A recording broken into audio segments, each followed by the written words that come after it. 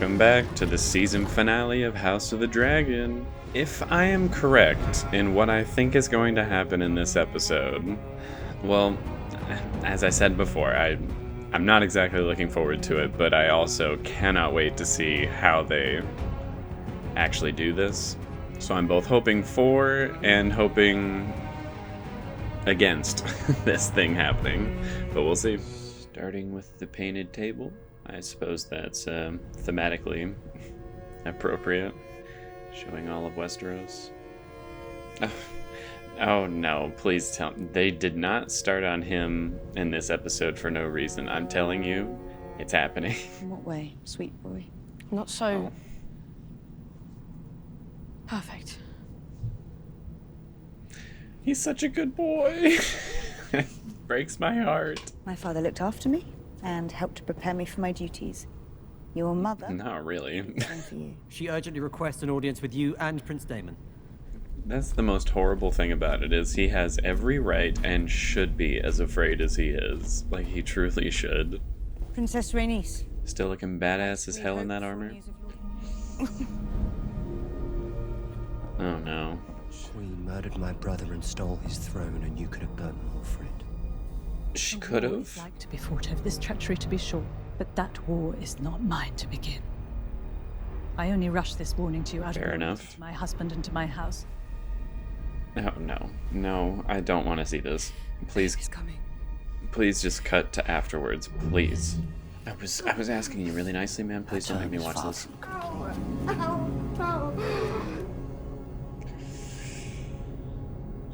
want patrols along the island's perimeter. What was that? I'm sorry. Can't tell if that's like good-natured in any way, or if they're trying to say Jace is a little bit cruel. Naught is to be done but by my command. Understood. I'll fly to the Riverlands myself and affirm Lord Tully's support. You will do no such thing. Ooh. My mother has decreed no action be taken while she's abed. So I'm presenting you with a choice. Yeah.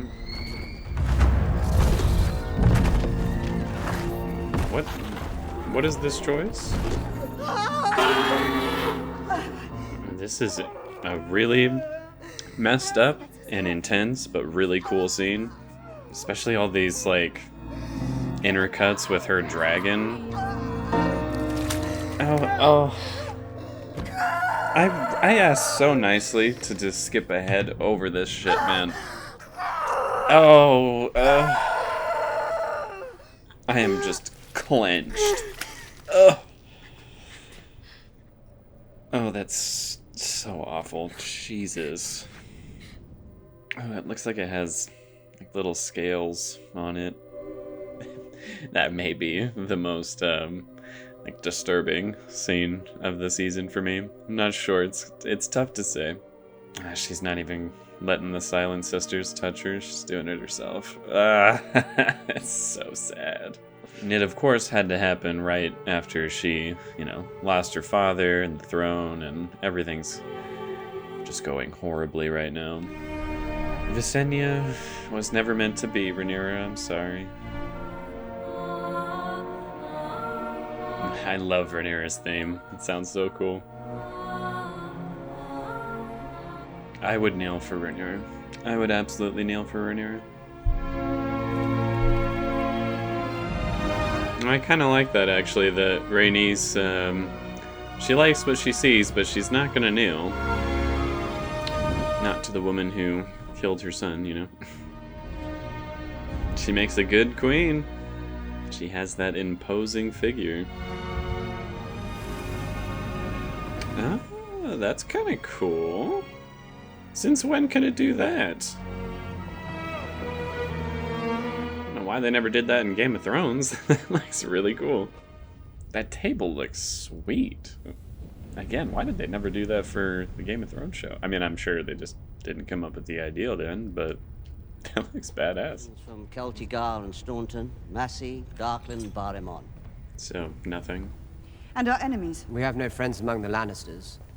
Yeah, fuck 'em. Served the hand too long to turn against him. We have Cyrax, Caraxes, and Melees. Your sons have Virmax, Arax, and Tyraxes. Yeah, but they have Vagar, man. Damon, none of our dragons have been to war. Here, at Harrenhal, we cut off the west, surround King's Landing with the dragons, and we could have every greenhead mounted on spikes before the fucking moon turns.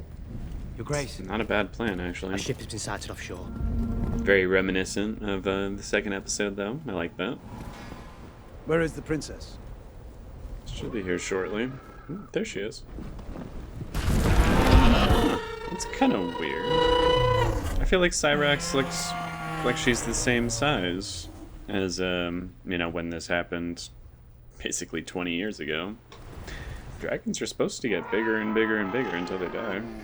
Acknowledge Aegon as king and swear obeisance before the Iron Throne. I would rather feed my sons to the dragons than have them carry shields and cups.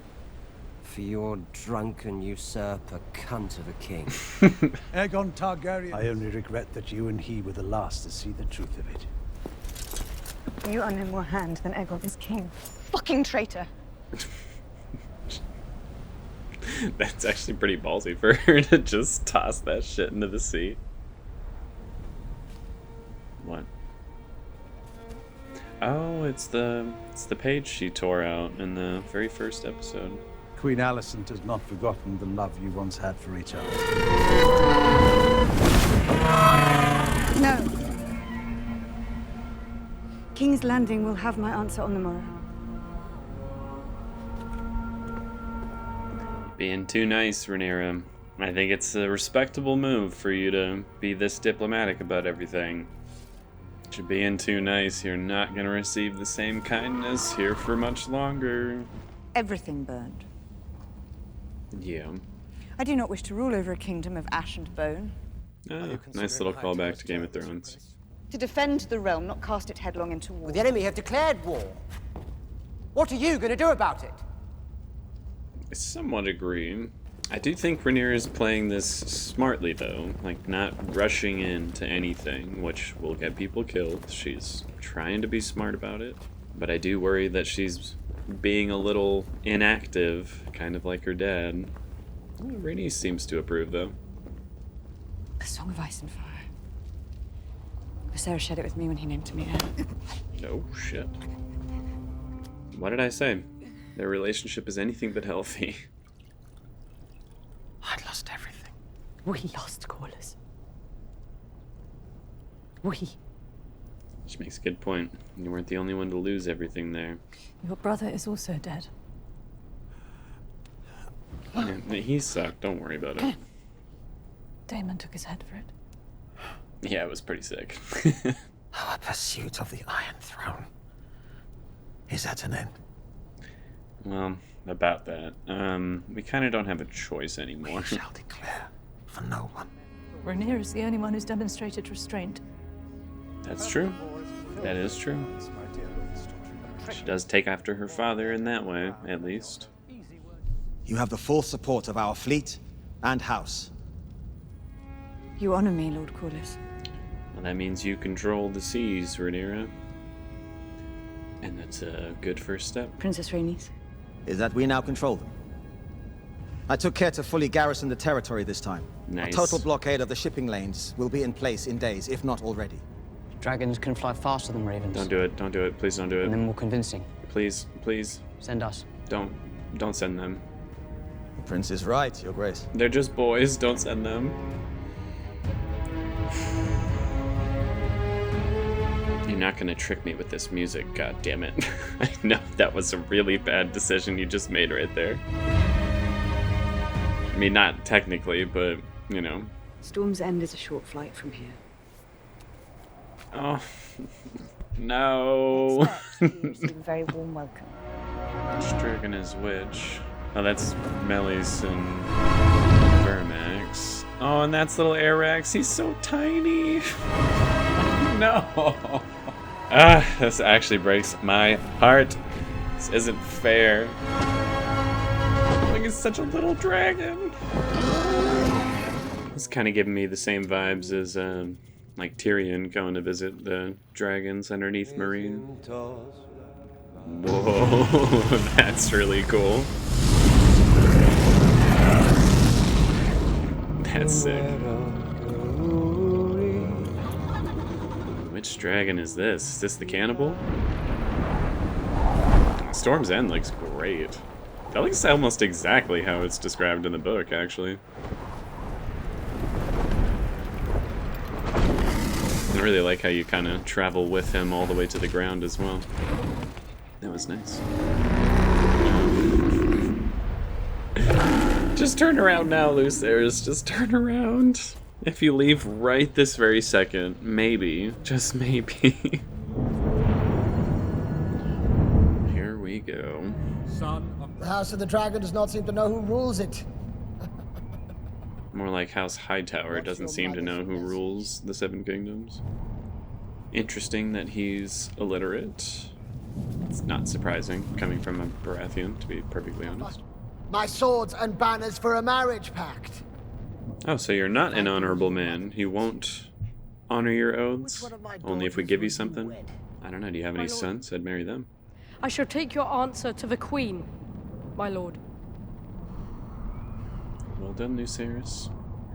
Now let's change the source material. Just walk out. No, just walk out and leave right now, please. I want you to put out... Aw, sweet! He actually does have, like, the opal in his eye. That's really cool. For mine. Give me your eye, or I will take it, boss. Not in my hall! Oh, these visuals are so cool, though. This raging thunderstorm. You're really trying to be as smart as you can about it, Lucerys, and it just makes it hurt even more. Rainera, why would you send your sons? This is such a bad idea. I'm like waiting for a jump scare. Oh, fuck me. That's a really cool shot, though. Like, Vhagar right above him. Asshole Aemon. Oh, I hate him. Lucerys is just a nice little boy. It's such a cool shot right there. Like, this, I hate this sequence, but I love it. This is incredible. I mean, we've never really seen a full-on dragon versus dragon moment in Game of Thrones or this show. Maybe a little bit with the Night King and, like, Jon Snow, but barely. No! Whoa!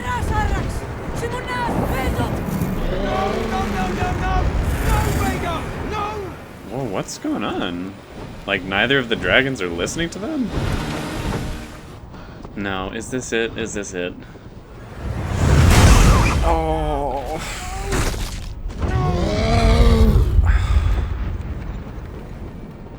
Poor Lucerys, no!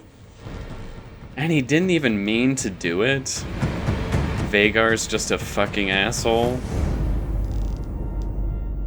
And I guess Arax too. Arax attacked when Lucerys didn't want him to. And then Vhagar didn't like that. And, remember when I said that moment when Aemon was claiming Vhagar? This is the last moment I get to look at Vhagar as a friend. Yeah, this is kind of what I was talking about. Which is especially reinforced by the fact that Aemon didn't even try to kill him. He was apparently just trying to scare him. Oh, this is gonna be really bad.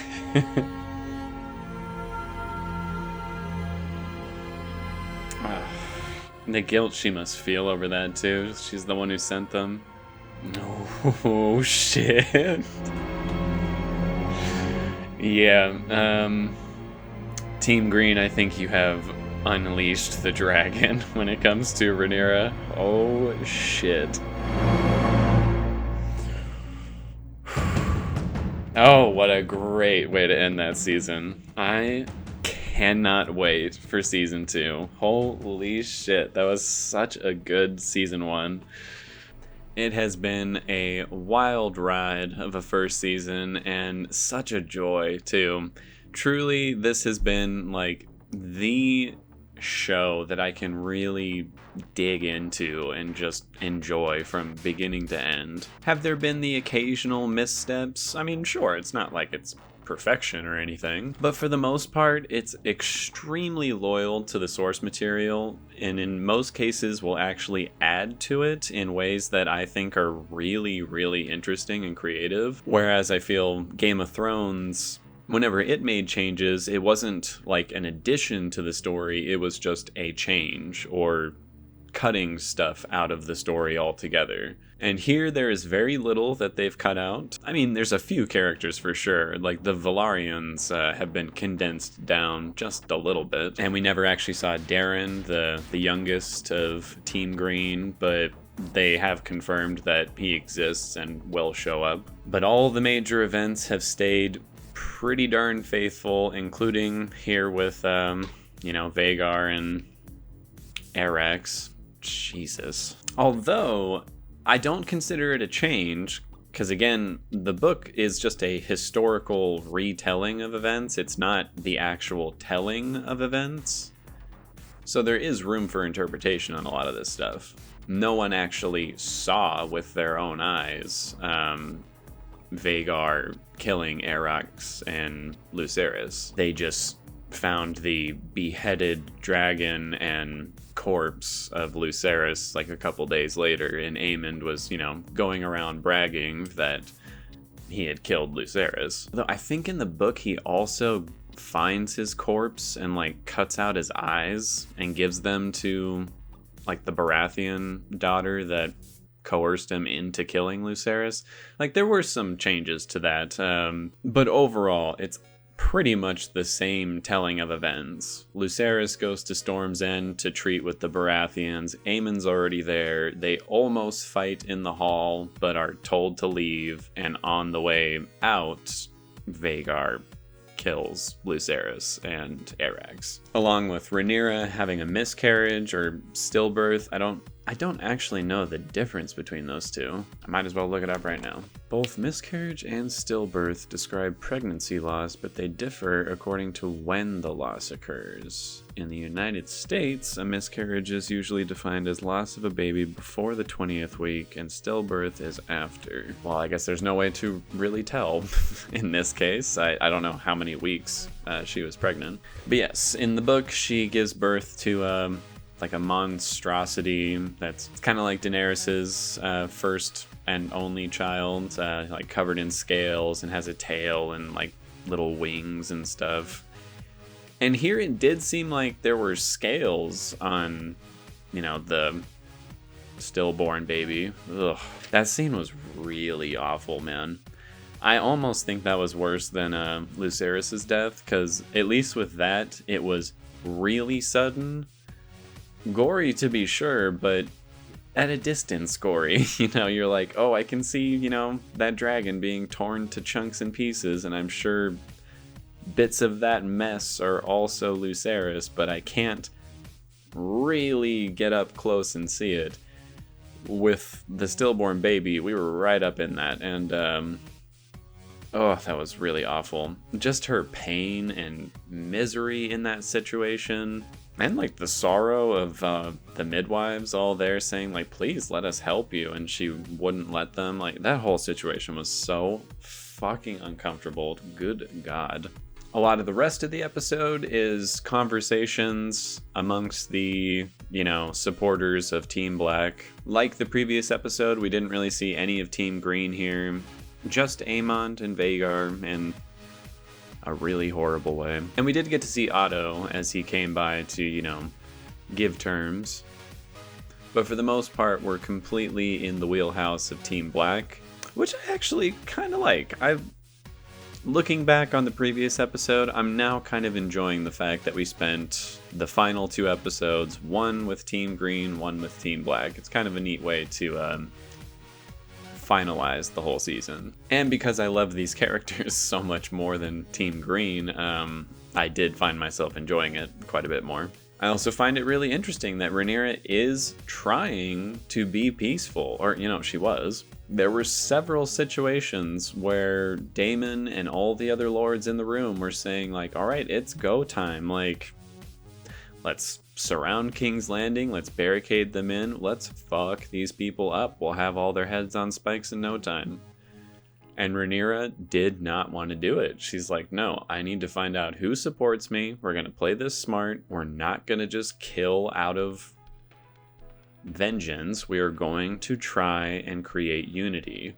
And I think she was being a little too optimistic. I think it was that optimism that allowed her to send out her sons to go make terms without really thinking about the fact that, hey, we're kind of at war now. Maybe my 14-year-old son shouldn't go off on his own to go treat with the Baratheons.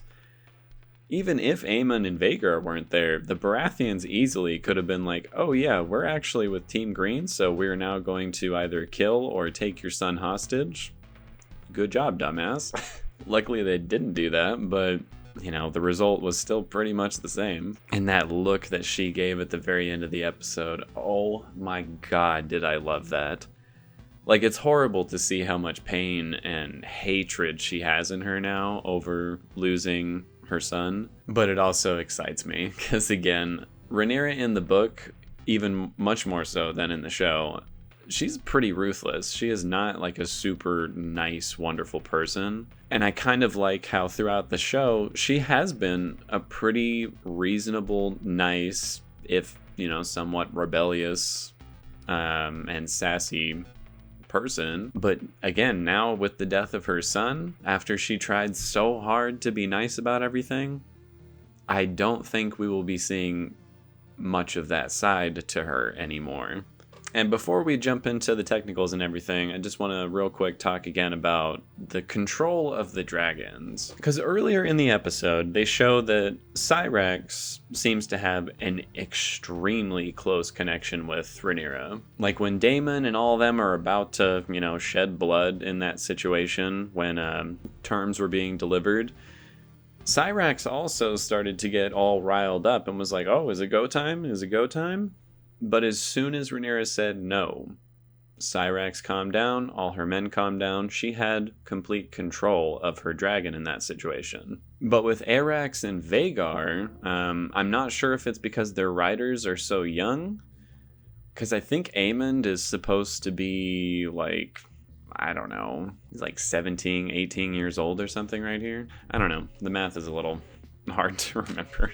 Either way, they're both really young dragon riders, and both of their dragons do not listen to them when it really counts. Arax attacked Vhagar, which was incredibly stupid, and Vhagar got really pissed off by that, and she did not listen to Aemond when he said, stop, listen to me, and she killed both of them in one fell swoop. And that little grunt that she gives after she like spits him back out too. God damn it, dude. I know they're just animals and Vhagar wouldn't have killed Lucerys if Aemon didn't chase him around and all that. But fuck me, that makes me hate Vhagar so much. Because again, Aemon didn't want to kill him.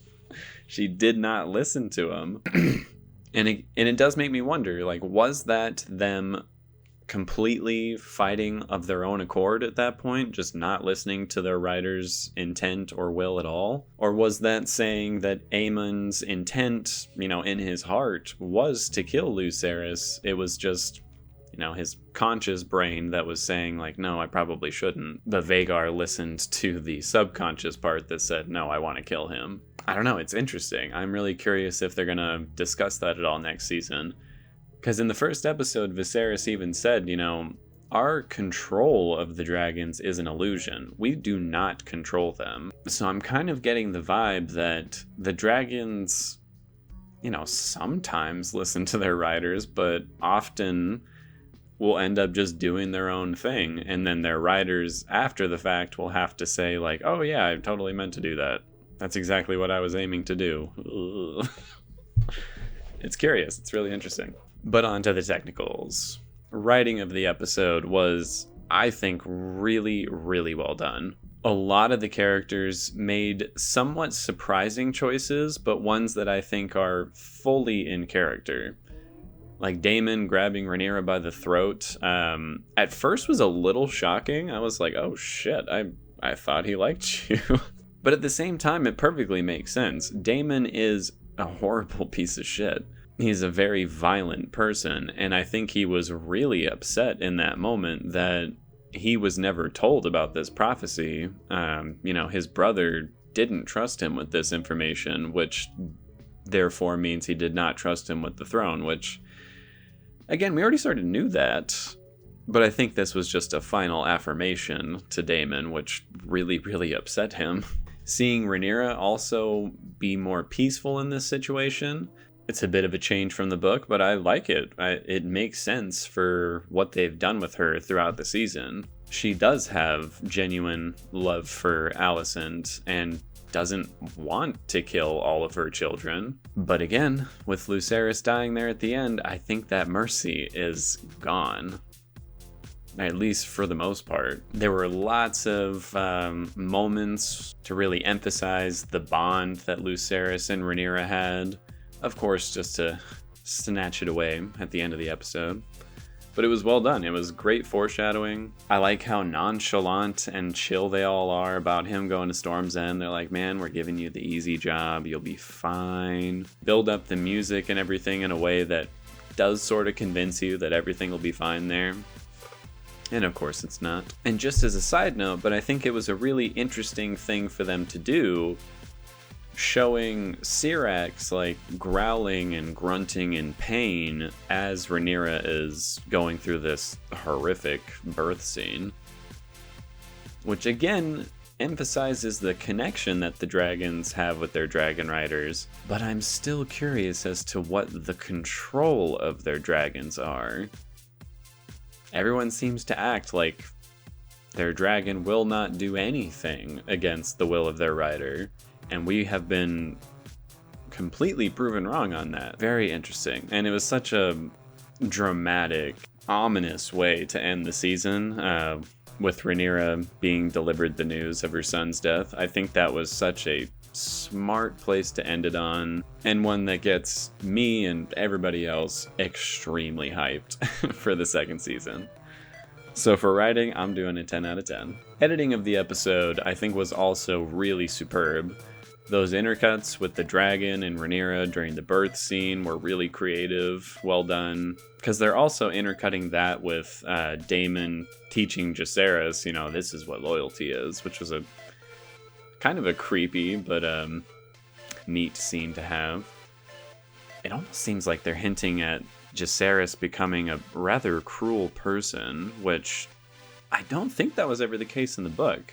And I know there are theories and hints that maybe Jace is actually Kristen Cole's son, which I don't see how that's possible, but if they did do that, that'd be quite the little twisty twist. But the editing overall, I think, was either really serviceable to its scenes or really creative and made its scenes much more interesting to watch. And they once again did some like cross dissolves, which I normally hate, but they used them rather well with with Arax flying out into the storm and it fades to black, and then you just have like the torchlight kind of re-illuminate the new scene. Like, that was a really good edit. There's really no editing choices here that I disliked, so 10 out of 10. Cinematography, again, such good choices were made here. The way they shot and filmed the painted table, I thought was really great. And I do kind of put that on cinematography because it's a form of lighting that they use during the scenes. There's this one shot of Daemon in front of Dragonstone when he's talking to Otto, and Daemon's just like a tiny little part of the shot, and the rest of it just shows like the scale of Dragonstone, which was just so good. That handheld shot that they did with Lucerys running out to his dragon as the storm's raging above and there's lightning, illuminating everything from different angles, like, that was so good. Such a good choice to go through that moment in that scene really in Lucerys's shoes. You're right next to him. How would you feel if you're this 14-year-old kid running out to your dragon, fearing for your life, not knowing when your uncle may or may not come to kill you? It was a really intense scene, and the way they filmed that certainly helped. The whole of the dragon sequence, I think, was filmed in a fantastic way. Like, there are a lot of shots where it's almost like the camera's mounted to the dragon's like neck or head, sort of like a car chase, how they'll mount the camera to like the hood of the car, looking at the driver. It was very reminiscent of that, and to see that in this fantasy dragon on dragon setting was so cool. 10 out of 10. Acting in this episode, again, there is really nothing for me to complain about here. I think every actor is making extremely good decisions here. I was really impressed with the actor playing Lucerys. His fear and terror during all of that sequence, even leading up to even seeing Aemond, I think was fantastic. Elliot Greehold is the one who played Lucerys. Good job, man. You didn't get a whole lot to do on the show, but you did great with what you had. I'm going to do another 10 out of 10. Costumes and makeup, I think, were also really fantastic here. As with every episode before, every costume really exemplifies who the character is. Like, Rhaenys, for a lot of the episode, is walking around in her armor, which I think is very appropriate given what's going on, and she looks fucking sweet. Jason Luke's outfits with, like, the red and black mirrored colors on their cloaks and everything, I thought was also really great. The wigs and hairstyles that they gave to Rainera, Rhaenys, Daemon, all these characters, it just looked fantastic. Also, I don't know if it was CGI or if they did a practical effect for it. I'm gonna guess CGI with the way it looked. But the fact that they went for the whole sapphire in the eye for Aemond, I am so happy about that. I feel like that'd be something Game of Thrones would never do, because they're like, oh, that's a little too anime, it's a little too hokey for this show. Let's tone that down just a little bit. And I love that they didn't do that here. They're like, no, he is crazy enough to put a fucking gem in his eye socket. And it looks badass. It looks really cool. 10 out of 10. Set design, I also was super impressed by. All the sets for Dragonstone are fantastic. Has a very genuinely like gothic, but also sort of ancient feel to it all. I realize they're just basing a lot of it off of what was already seen in Game of Thrones, but these are new sets that we're seeing, and they've done a fantastic job with them. Also, Storm's End. I know we've already technically seen the Hall of Storm's End once before earlier in the season, but here I think we get to see it in a much more full kind of way. And we actually get to see the exterior of the castle, which, again, it's CGI, but someone had to design that shit, not the CGI artist. And it looks fantastic. It looks almost exactly like it's described in the books. Like this tall tower right on the edge of the sea, constantly being battered with thunderstorms and crazy weather.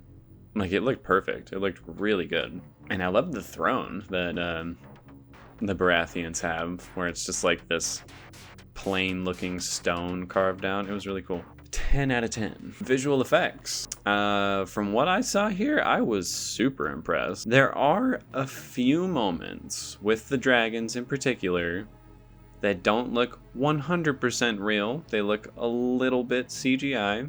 I think particularly with those flashes to Syrax as Rainera's giving birth. Because there's such close-ups of the dragon, you can kind of tell like, okay, that's not real. But I do think all the effects used during the dragon flight sequence were like phenomenal, dude. I've also never seen them make a storm look like that, if that makes any sense. I don't know, for lightning in particular, they almost always have the light of the lightning be like a really bluish hue.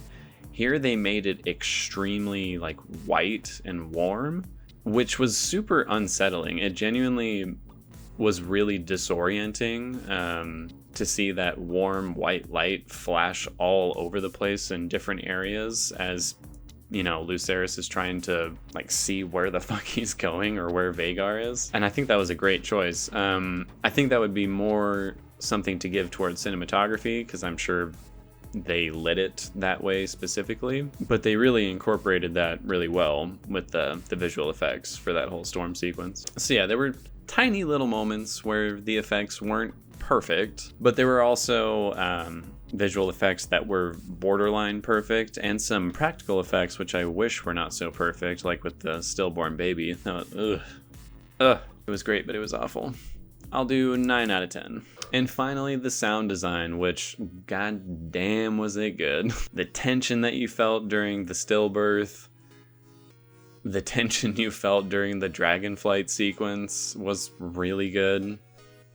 And I do like that they let everything go silent during the moment of Lucerys' death. And I loved the music cue right at the very end when Rainera is delivered the news. Because again, it goes from like this really tragic, sad, somber type of score, and then very quickly shifts to this really ominous one where you're like, oh shit. Oh fuck.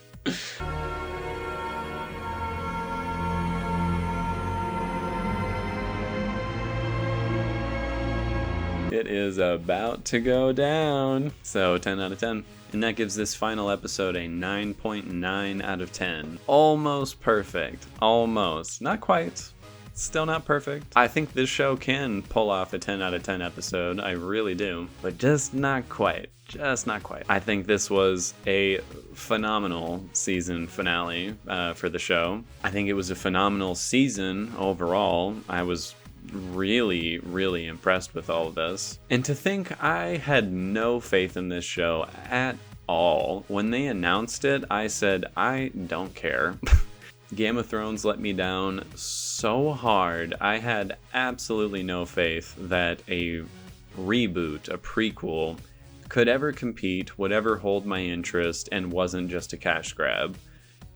And although I'm sure this is slightly a cash grab, I mean, they know how popular Game of Thrones is, they have done a wonderful job with this show. It is really well written, really true to the source material, adds to the source material, and makes the characters from that source material much more complex than they were then. Like, Alicent was just this bitter, cruel, hateful woman who just sucked in the books. And she's been made to be a much more sympathetic and complex and interesting character here. Same with Rainera, who is described to be, very vengeful and headstrong and stubborn, and she is all those things, but she's also more than that here. I'm just overall really, really impressed, and absolutely I will be keeping a keen eye out for season 2. So thank you all for joining me. I will see you all in that next season. Feel free to take a look at any of the other shows I'm watching right now. Currently looking at Andor, still need to finish Rings of Power. And that's about it.